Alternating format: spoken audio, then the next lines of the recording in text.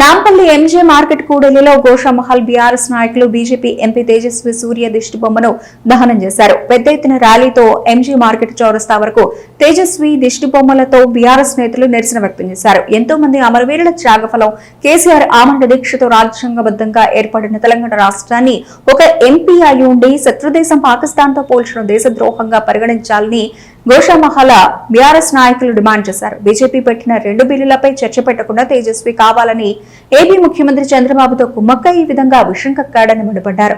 తెలంగాణకు చెందిన 17 మంది కాంగ్రెస్ బీజేపీ ఎంపీలు ఉండి తెలంగాణపై ఇంత విషం కక్కుతున్న తేజస్విపై ఎందుకు తిరగబడలేదని కనీసం మాట్లాడకపోవడం తెలంగాణ ప్రజలను అవమానించారని ఆవేదన వ్యక్తం చేశారు. ప్రధానమంత్రి నరేంద్ర మోదీ వెంటనే స్పందించి తేజస్విపై చర్యలు తీసుకుని తెలంగాణ ప్రజలకు క్షమాపణ చెప్పించాలని డిమాండ్ చేశారు. ఎంపీ తేజస్వి తెలంగాణ ప్రజలకు క్షమాపణ చెప్పకుంటే ఎప్పుడు తెలంగాణకు వచ్చినా చెప్పులతో కొడతామని హెచ్చరించారు.